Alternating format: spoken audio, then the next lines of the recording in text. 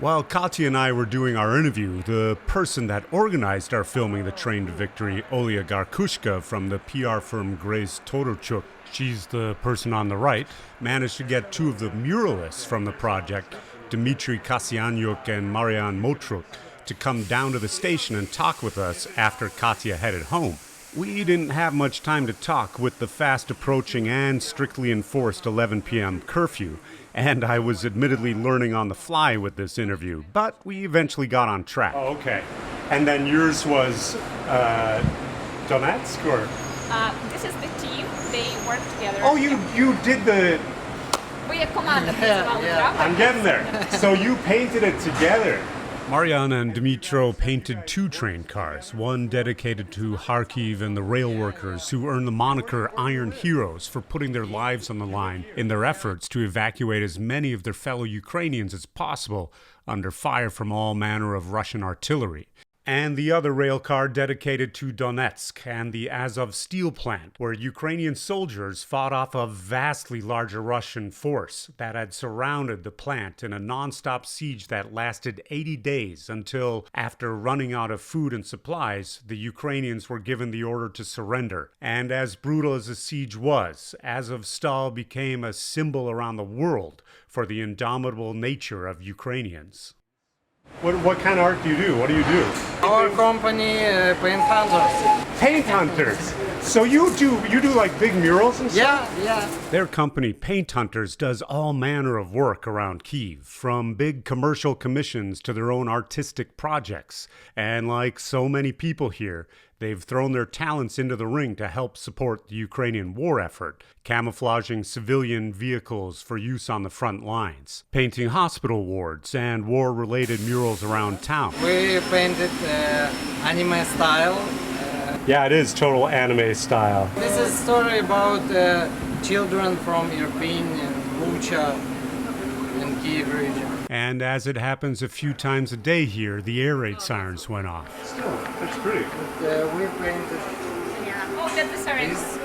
The guys didn't even pause in the conversation, and Olia automatically checked an air raid warning app on her phone that gives more detailed information about the warning. It was like this throughout the trip. People would continue about their day having become accustomed to the sound of sirens going off for the last 7 months. That would all change 3 weeks later when Russia greatly increased their attacks on cities and infrastructure all across Ukraine, very much including Kyiv, bringing back the urgency to the sirens. But at this particular moment in time in Kyiv, we kept on with the interview. We painted military cars. Yeah. Dmitry is talking about the time the two of them recently filled one of the vans they camouflaged with supplies for the troops and drove it to the front lines of Donbass. Well done. That sounds intense. You know, it's kind of how Ukrainians live now. It's amazing how people adapt and how people are willing to do extraordinary things in extraordinary times. And that get-to-it attitude of Ukrainians was perfectly encapsulated in one simple shoulder shrug from Marianne. Yeah, we can do it another way. We're Ukrainians. I love that. You know what I loved about that was the shrug. It was like, that's what we're going to do. Yeah. But in addition to the air raid sirens, we were also coming up against the 11 p.m. curfew. So it was time to bring things to an end. I really appreciate it. But man, if I can shake your hand, really impressive. It's a pleasure meeting you. Yeah. We're going to stay with street art in this next section because, like what Marian and Dmitry are doing, murals have been showing up across the country and around the world. The walls they're painted on speaking out in constant protest of the war and in support of Ukrainians to the passers-by in the streets around them. Muralists like Sasha Korban, who painted a Ukrainian flag getting stitched together on a wall in Kyiv, or this giant 10-story mural of a traditional Ukrainian woman in Tbilisi, Georgia, painted on a wall not coincidentally directly across the street from the offices of Russian diplomats. Nikita Kravtsov's adaptation of Liberty waving the Ukrainian flag on a wall in the center of Paris, or his collaboration on this mural with Vincent Paranol in Vienna, coincidentally part of a Europe-wide mural project organized by our friend Katya Taylor.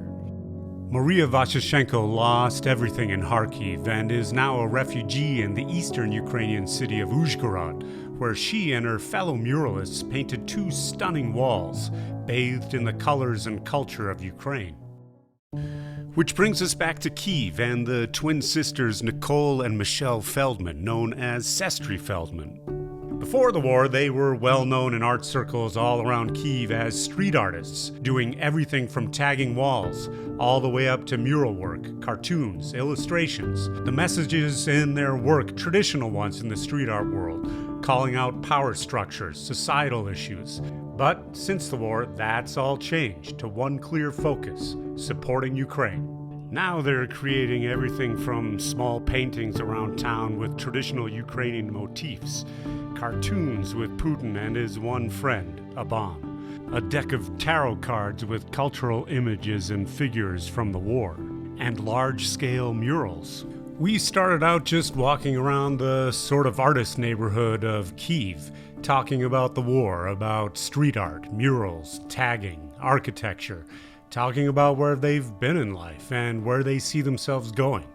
Honestly, it was simply a really nice time just hanging out with the two of them. And then we walked by one of their murals and things jumped right into the meat of the interview. Cossacks is like old soldiers of Ukraine. They still have this culture. The Ukrainian Cossacks date back centuries and to this day are revered fighters, including during this war.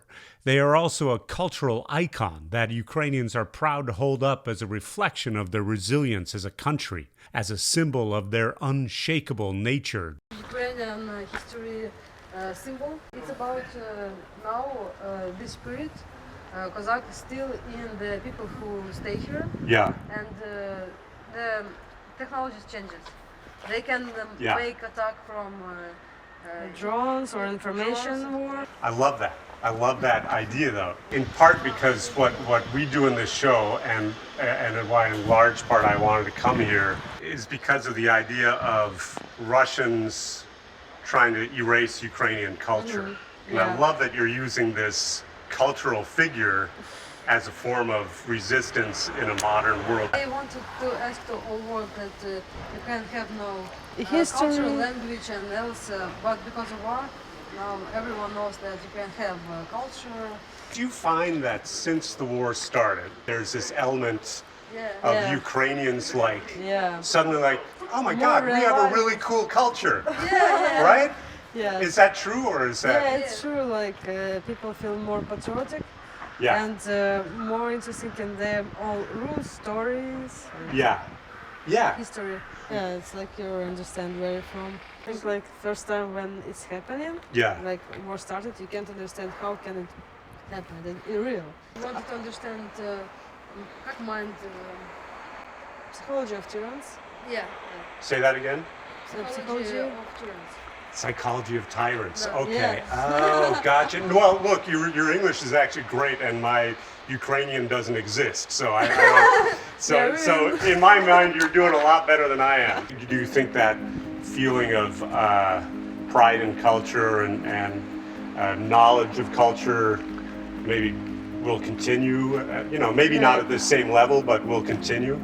Maybe even on a more level, like I like it. because it started. Yeah. Just and I think we don't want to stop like everybody. Yeah. Here want to know more about themselves, about history. Yeah. Yeah. No, and are all your kind of friends? Yeah, everybody that- starts to be interesting and make something for Yeah. our country. Yeah.